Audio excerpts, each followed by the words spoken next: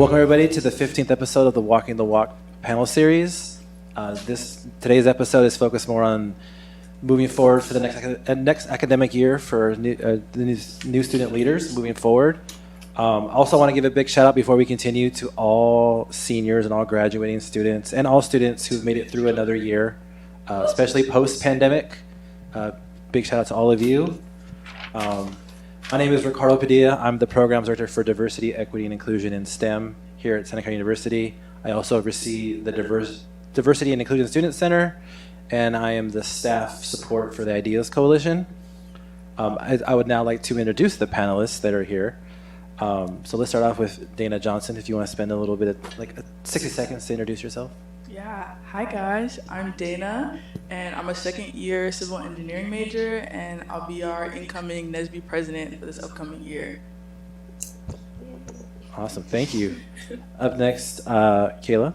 I'm Kayla. I'm a second year civil engineering student.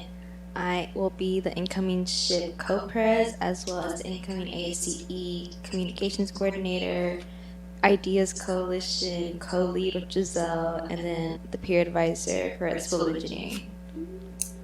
Amazing. So you have nothing really going on next year? No, nothing. Thank you for sharing. And last but not least, Giselle. Hi, my name's Giselle. I'm also next year's SHIP's co-pres. I'm also part of Ideas Coalition, and then I'll be lead assistant for the LEAD program this upcoming year. Awesome. Well, thank you all for making the time to be here during Dead Week, right the week before finals. So let's just get into the questions. Again, do not feel like you have to answer each question. Feel free to pass. These are open-ended questions that any of you can take on. Feel free to add on to anybody else's explanations of the questions, and we'll just go with the flow. First question, how would you describe this last school year that we're just about to finish? Biggest surprises, challenges, successes, etc. Any of you can start. I'll start this one. So I guess this past year has been a journey, if I could say so. I started off the year pretty strong, but I burnt myself out very quickly. So I feel like mental illness was really a main struggle I focused with this past year. Since I am first generation, I feel like I tend to put a lot of pressure on myself. And I joined a lot of clubs and organizations, and I try to do well in all of my classes. But the anxiety from all the pressure and being afraid of failure has always been a really big part of me. And so I feel like I just burnt myself out really, really fast. So I think I've just been really focused on trying to prioritize my mental health this year and focus on how to achieve my goals while still trying to put myself first. Even though it was a tough year, I feel like I did see a lot of good things come out of everything. I was able to get an internship with the company I wanted. I grew as an individual, and I feel like I got a lot of leadership positions that helped me use my voice more. This, for example, that can help me speak for those that aren't heard. So. Thank you. Anyone else want to share theirs? I'll add on. For me this year, it was definitely a year where I found myself finding the balance between school and my the things I was involved in. I found myself overly involving myself with rugby, but then I dislocated my shoulder and that ended. And then I was peer mentoring for LEAD, and then SHIP as well, and then I joined Rough Riders Leadership. And so for peer mentoring, I found myself this year, this quarter specifically, not being able to connect a lot with my mentees due to the overload and also having a very stressful quarter. And I think it was definitely a struggle trying to balance my the stress that comes with school and academics, as well as my mental health. So I think that's still a learning process for me to understand that balance, and also not putting so much pressure on myself trying to be the straight A student with the 4.0, because it is college and those expectations really aren't real. But it's definitely a learning process. And then thankfully I am first gen, and thankfully my parents somewhat understand the rigorous courses that I'm going through and aren't so on top of me of having to be the straight A student. They understand where I'm coming from. They always reassure me that I'm like the first one achieving a big career, and they're just proud of me and are constantly supporting me. Luckily, I also found a good support system with my friends that kept me going. And yeah, there's it was pretty much a roller coaster, but I guess you can say there were some fun drops and ups and downs, but yeah. Thank you for sharing. Did you want to share yours, Dana? No, very similar. Yeah. Okay. So next question. I know you kind of share this right now, Giselle, but what have been your biggest support systems over the last year? Any of you to kind of get over whatever humps you've been going through or any challenges, whether on campus, off campus, academically, personally. Yeah, I can share about that one. Definitely a big one for me has been my family, for one.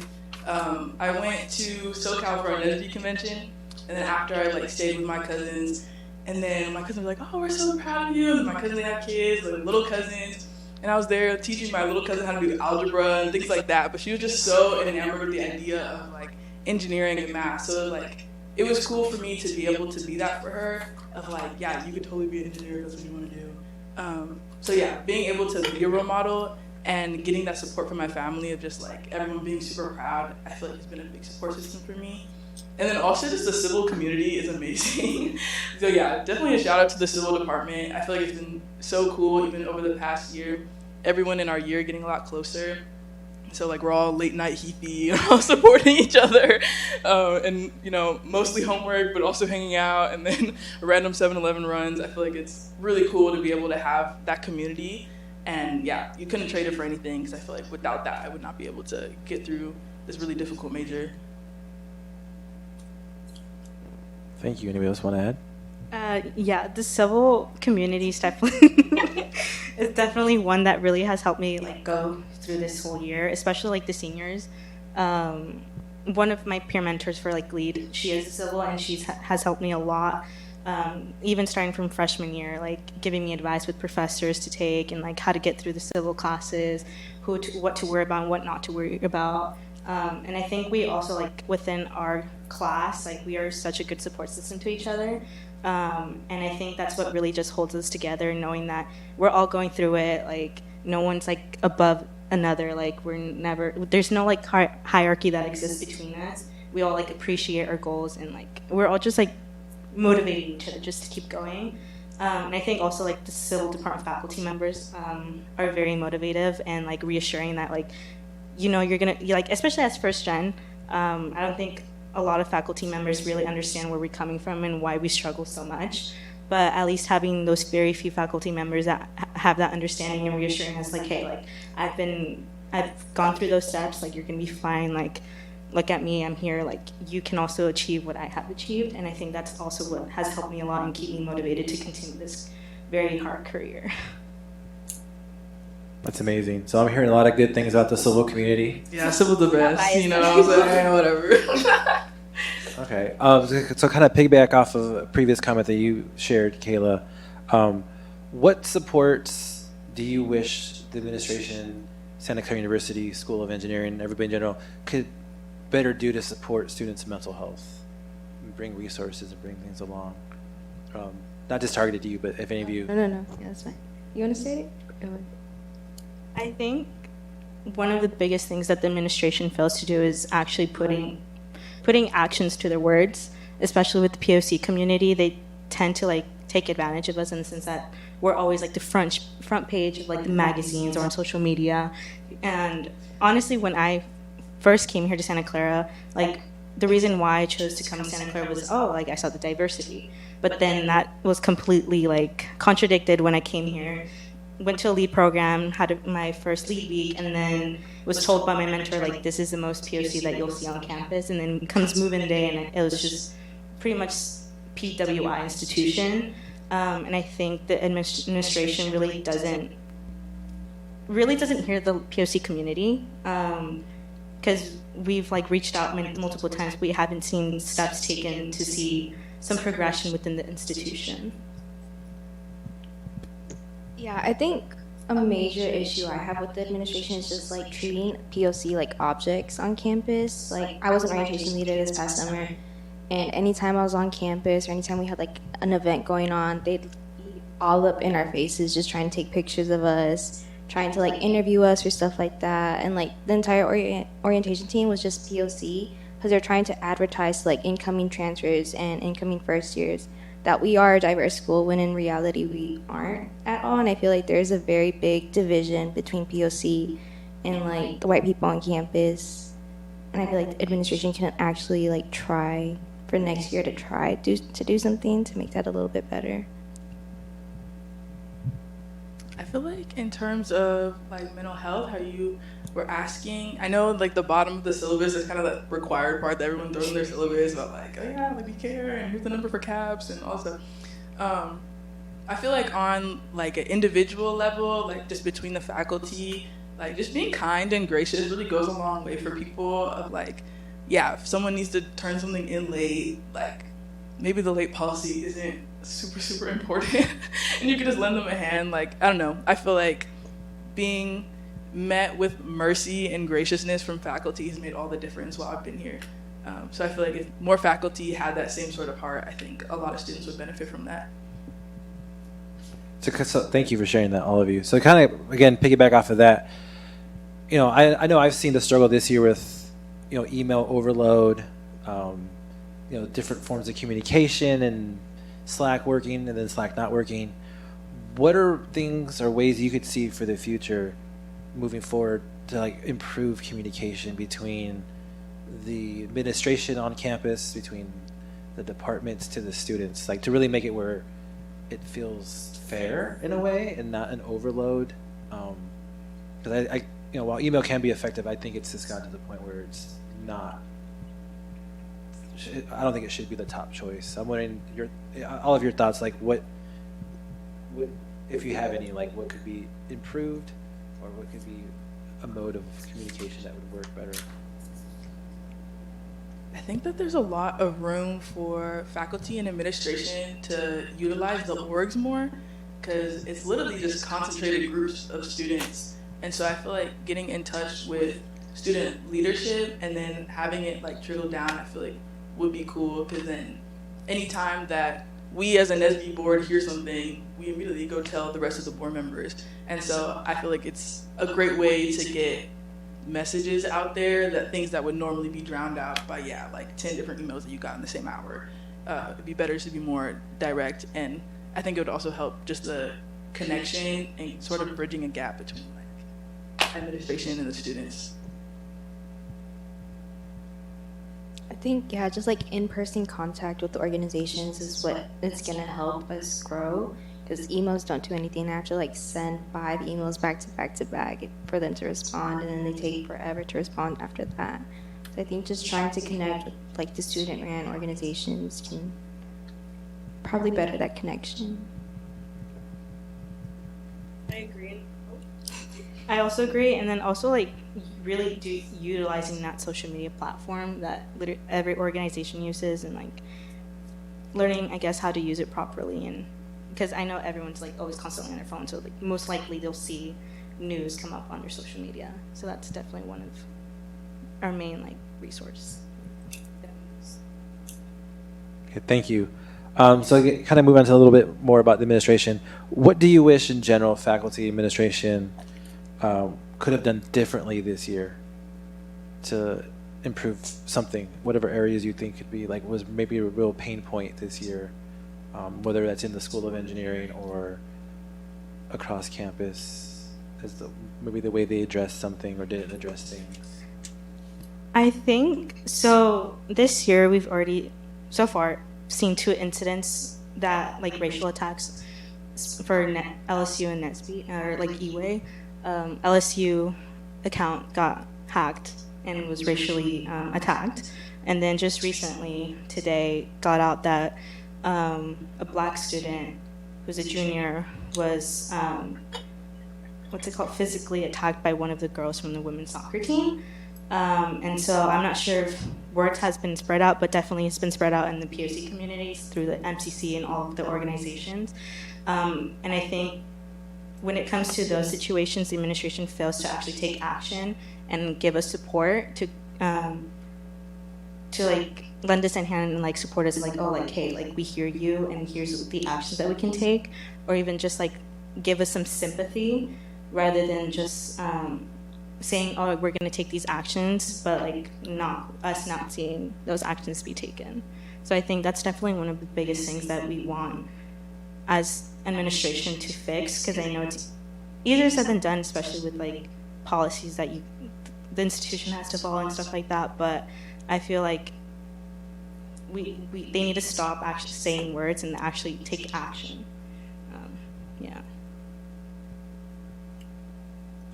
I agree. I think a lot of like this, like the first instance LSU situation, I'm pretty sure the person who like ended up doing it just got a slap on the wrist, and like the administration really doesn't do much for PSC to like make them feel welcomed at all.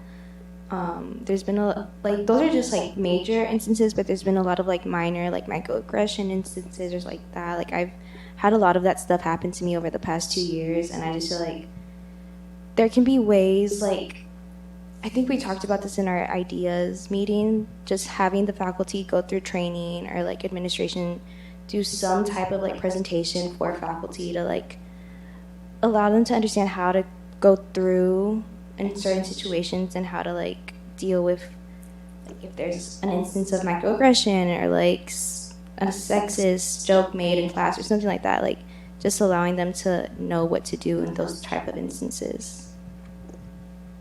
Yeah, I feel like something else I've noticed is that there's a lot of faculty that does really care, and even they're fed up with administration, which really sucks. So I feel like even like just giving more platforms for even faculty to speak up. Like I know I've just had conversations with a lot of like professors that I've had that like they're just kind of frustrated, but then they've been here for what 10, 20 years, so it's kind of like, oh, it's just how it is. So I feel like there's a lot of people that have a lot of ideas and things to share.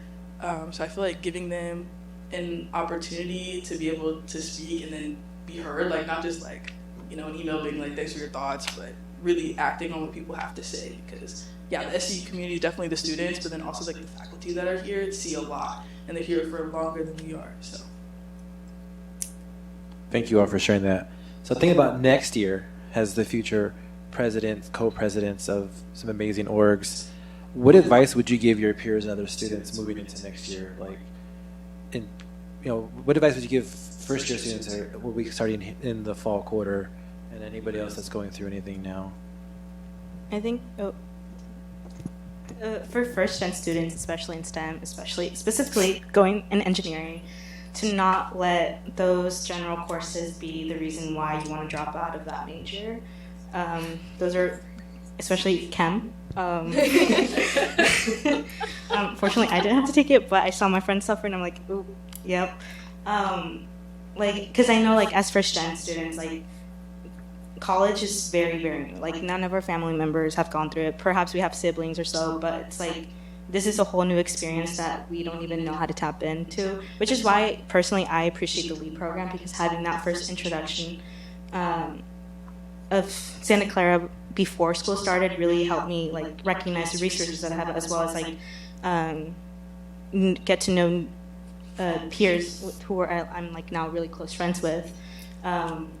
Just know that like it's going to be a tough ride, but as long as you use your resources, speak with upperclassmen, join those organizations like SPHE, NSBE, SPHE, and get those connections, and then also like getting out of your shell and like actually asking for help, because I know I struggled with asking for help, and I still do, but it's asking for help will help you in the long run rather than just like waiting till the very last minute, especially when it comes to tough classes.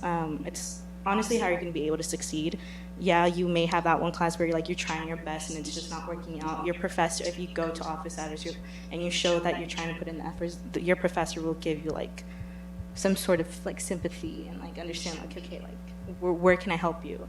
And then also like with homesickness, and like I think it's very important to find that community, and finding that community comes with joining those organizations. And I know for me personally, like SHIP was one of the organizations that really helped me solidify my community, connect with those upperclassmen who are now alumni, who like are still like motivating us and like saying, oh my gosh, I'm so proud of you for how far you've come. Like, I feel like that's what really just helps me continue throughout my college career. I agree with Giselle. I think my major thing is just finding your community on campus. Because, yeah, we're first gen, but, like, even if you're just a POC and you aren't first gen, coming onto campus, like, the first day of school is very scary because you don't see anybody that looks like you until, like, you go to the MCC or something like that. So just trying to, like, join as many organizations like SHIP, LSU, NSBE, E-Way, anything like that can actually help you find people that you can relate to and build those connections and all of that. But, yeah, I think finding your community, not comparing yourself is a major thing because I know like imposter syndrome is really big throughout all of college. So finding like who you are and trying not to like compare your grade to someone else's grade or your like successes to someone else's is just something I'm still learning to do, but I think it's a really good tip because it's hard sometimes.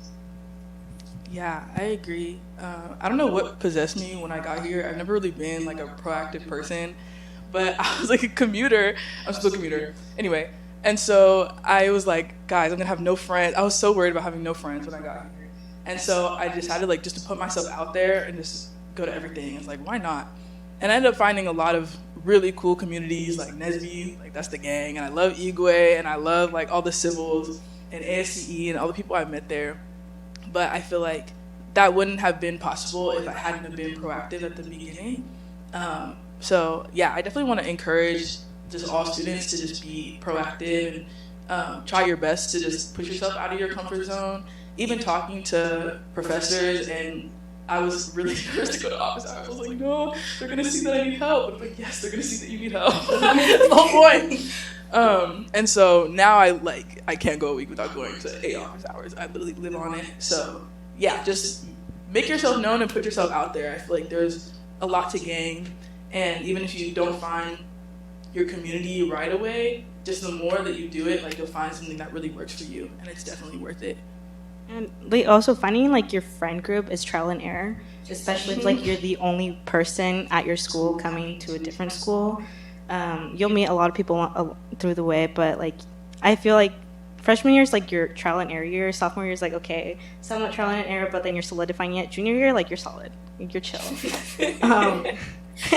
But also like career wise, so like if like I feel that Santa Clara is like one of the greatest institutions to like actually come out with a job because this alumni presence here is so amazing, especially like within civil, like all like literally every company has like at least 5 civil alumni who love to like give SCU students internships. So I think like when it comes to finding jobs, like take advantage of those career fairs, go into those panels where you're gonna find alumni there and like just make those connections and then like connect them on LinkedIn or like get their business cards and stuff like that. That will definitely take you a long way through the long run. No, okay, this is random, but I super agree because I went to this career fair just because this was like winter quarter freshman year, and I was like, okay, well I should at least just like see what it's about before I'm like in need. And so then I just like went, and I didn't even realize it was an interview. I thought it was just like an information session. So I'm like in this Zoom meeting with this guy and like whatever, we're just talking. And then I told him I was from San Jose, and he was asking me about like my favorite taco spots and all this stuff. And we're just talking it up. And he was like, great, like just send me your resume and then we'll talk about it. I was like, we didn't talk about anything job related. He didn't ask me about anything. All we talked about was like tacos in the Bay. And I landed an internship from that. So it's like, you really have no idea. Like go to the career fairs and talk to people. It's like, it's really helpful. Wait, I agree with that, but I think it's also okay if you don't get an internship your first year, or like, because I know that was something I put a lot of pressure on myself on. It's just like, oh, I have to get an internship my first summer, or like do research with this professor or something, because I know a lot of people want that, but it's honestly really okay if you don't do that because you're still learning. It's your first year, you have no experience, so you don't really know much. So don't like be hard on yourself. I love it. All great advice. Amazing story. And yeah, building your friendship is trial and error, and having that community and find that community, definitely, I agree. It takes time and it takes getting out of your comfort zones. So kind of piggyback off that question, what advice would you want to give and want faculty and administration to have, to improve upon from this year to next year, to hopefully make next year even better than what it's been? I think it makes a really big impression on the students when you go to the students. So yeah, earlier, like how we're talking about like connecting with the student orgs and collaborating with them, like that'd be awesome. And then also just, it makes also, okay, I love when I see administration or faculty members come to like the classroom. I feel like that's something we saw in engineering 1 a lot. Like people would come from other departments and like come talk about what they're doing. I love that. I feel like it shows that, I feel like more than an email or more than just a message that goes out of like, oh yeah, like we want you guys to be involved in whatever we're doing. That's something that I feel like the Frugal Innovation Hub does a really good job of, is like going to the students. And then even just on department levels, yeah, just including the student orgs and what you're doing. If there's chances for funding, that would also make like a huge impression on the students. But yeah, instead of trying to draw students to you, going to the students will do a lot more, I feel like.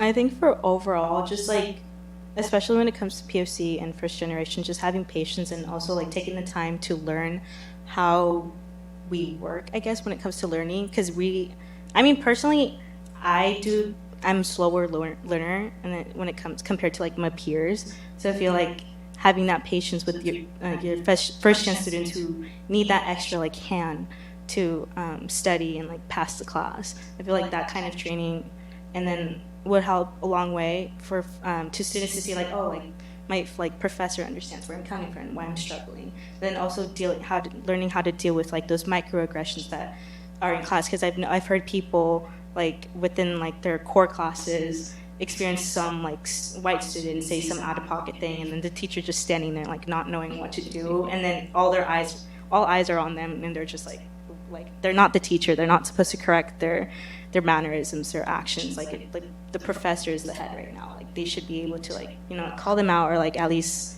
somehow like turn that into like the learningness of not want to do. And so I think that would come a long way for Santa Clara as an institution as a whole. Yeah, I think just being more understanding and learning how to like deal with those sticky situations, like Giselle was talking about. Like, I know there's a lot of microaggression within engineering, so I think just trainings, I don't know if they can do that or not, but just trying to find trainings for professors, because I think they do have some, but they're like optional, so just making them mandatory I think would be good.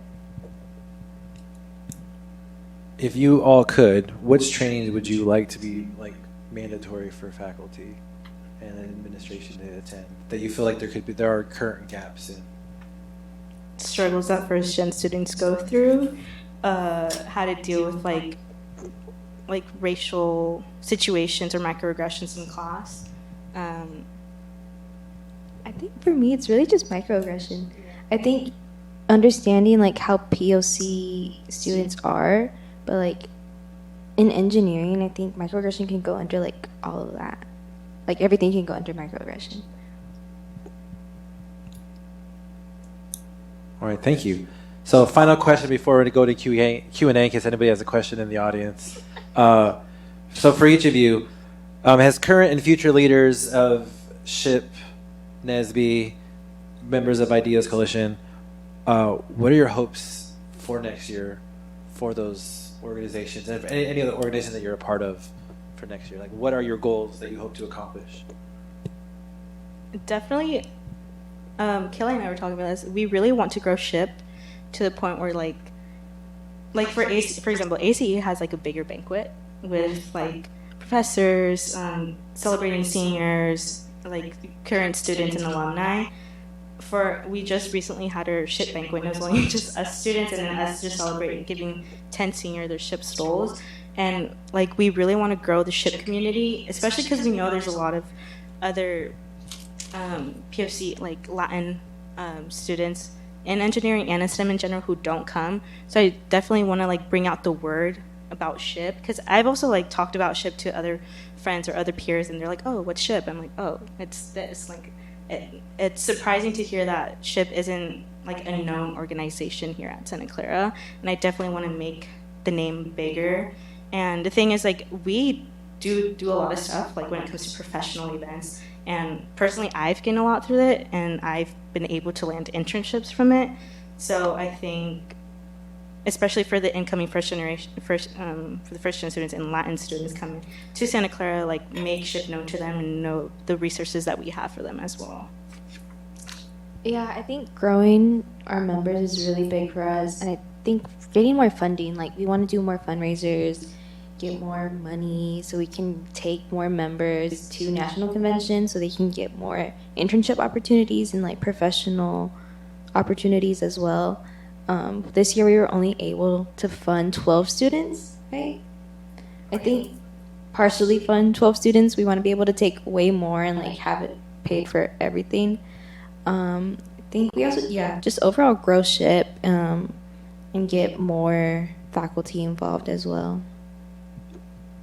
Yeah, I feel like this past year, what NSBE has done a really good job of is creating community within, and then also kind of getting up to par with what we're supposed to be doing regionally and nationally.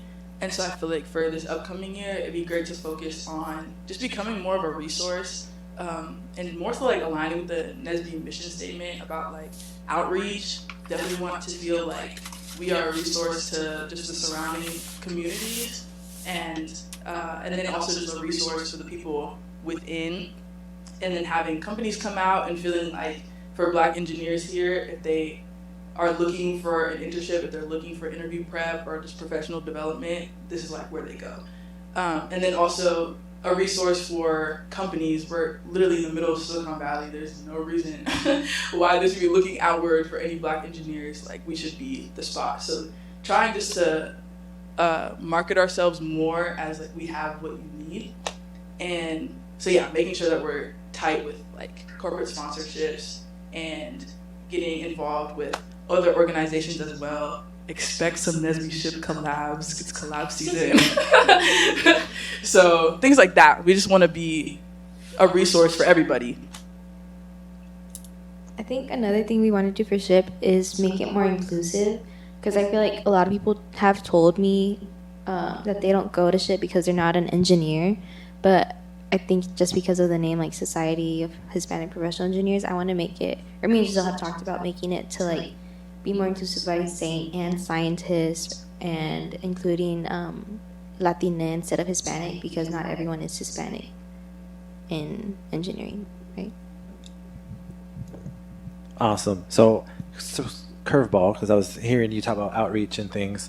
A question I have for all of you again is, what steps you think the university and the school could make to more, I guess, organically build the BIPOC population and to be able to get more students of color to not just attend here, but even to apply to come to Santa Clara and to join the School of Engineering or in STEM in general? Like, what steps you think could organically happen to really make that more of a meaningful way? Kind of loaded question, I know. I think what I've noticed is that a lot of people that come here to Santa Clara come from private schools. It's like in LEAD, like majority of them came from public schools through scholarship, obviously.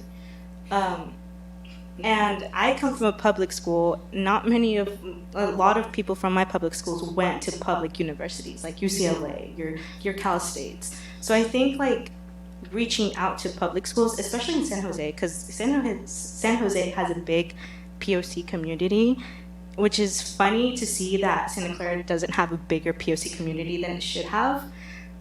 So I think reaching out to those public schools and have organizations have those demonstrations, especially having us students go and demonstrate rather than professors, because I feel like we'll serve as some sort of motivation for those students at those schools to be like, hey, like, they're POC. I know I'm their engineering major. I can do that. Like, give them that sense of hope, because I feel like at public schools, you don't necessarily see those, like, they lack the resources to give students those those important resources and to take advantage of it. Because I know not a lot of public schools have like those engineering courses that introduce into 3D printing. Fortunately, my public school did have that, but it was only like two, like like an intro to architecture and an engineering design class. And I know other like public schools, especially in low-income areas, don't have those opportunities. So I think definitely making that bridge connection with Santa Clara, with the organized STEM organizations, or even like other organizations within Santa Clara, to go to those schools and like give some sort of demonstration or like do some sort of project with them to like expose Santa Clara to those institutions. But I think also people are intimidated by the cost. But I think also like making it known that Santa Clara provides a lot of scholarships that can be easily achieved. And so I think that should also be like known out there to the public, because I feel like that word isn't spread. Yeah, I super agree. One of our professors, hi Dr. T, she was telling us that when she was in school, they used to like go out and to the local schools and do talks with them or like interact with them. I would be so down to do that. That'd be really cool. Cause yeah, also came from a public school, and then I got here and realized everybody's from like a private school. I was like, that's so crazy. That's so crazy. I feel like I only knew about this school because I'm local and it was down the street, so I was like, oh, I might as well apply. But I feel like for a lot of people, they're probably not thinking that this is an option for them. And so I think similar thing, I guess, when it comes to like faculty going to students, also going to the high schools and things like that. I think the SEEDS program was really awesome as well, as we loved being a part of that. But yeah, just inviting students to come here and then also going to them, I think will help just a more organic applications to come in. All right, awesome. Thank you all. Now it's time for questions from the audience. Anybody have any questions out there they want to ask? No pressure. Can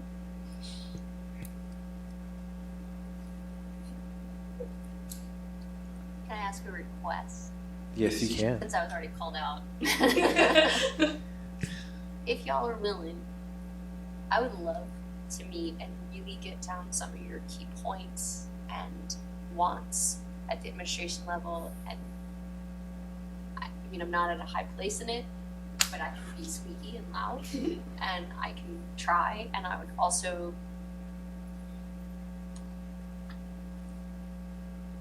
want to talk more about that faculty training component and see where the issues are, because yeah, I mean, it's terrifying as the faculty member on that side, but we are in control of the classroom and it's not okay.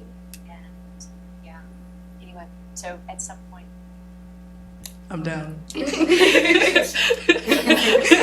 I echo Tanya's request as well? I'm the same. I can say a fun fact. The only reason why I found out about Santa Clara is that I searched up top 10 civil engineering universities in California. And then Santa Clara was like number 4, or top there. But if it wasn't for that, Santa Clara would not be under my radar.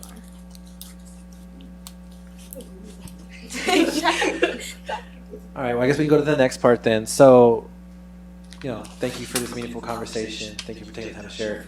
Just want to give each of you an opportunity to share like 60 seconds, 90 seconds of like your closing statement. Like, what do you want people watching on the live stream here in person to take away from like this for next year or for moving forward? Like, what do you want them to take away? So we can start with Dana.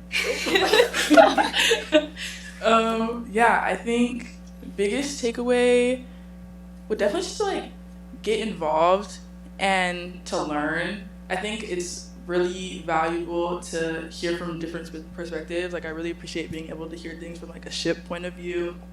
And then, yeah, just trying to meet different people.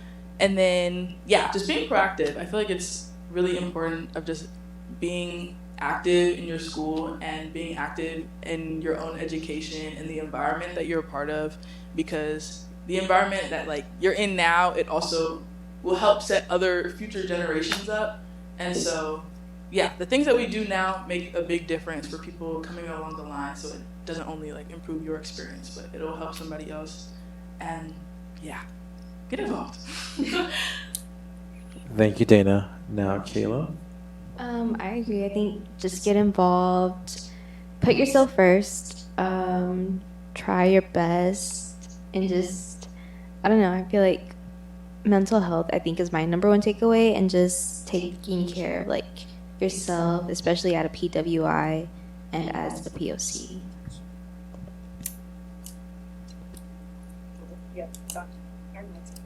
I think also, just to add on, don't be afraid to ask for help. Definitely like gain that confidence to actually seek help, go to office hours. Don't be afraid to speak up during those situations. I know I still struggle with that just because it's like a very intimidating situation to deal with. But also just know like literally every single person at this school who's POC is very passionate about making change, and also just making this a community where everyone feels welcome and motivated. So like don't be afraid to like, if you don't know anyone, like you'll literally first day like you'll probably meet someone, and then just build a bond from that. And just network too is a good way to network as well. But yeah, like work hard. Like imposter syndrome exists, but like get that help and just don't be afraid. Like it's a journey, but we're there for the long ride. Well, again, thank you, all three of you, for taking the time during Dead Week to come and talk and share some wisdom, and be brave and be bold and share your thoughts. Just a reminder, this has been recorded and it will be shared out hopefully before the end of finals next week. Some words of wisdom that I always keep with me, that my grandma taught me, is you're never too old to learn, never too young to teach. And so like I always appreciate times like this because I learn a lot from the next generation, and it motivates me to support the next generation as best as I can. I also feel it kind of keeps me young, because as I age, not gracefully, it's good to be able to be a support to the next generation. With that, thank you guys all for coming. There'll be the next episode will be in the fall. And yeah, that's it. Thank you, everybody.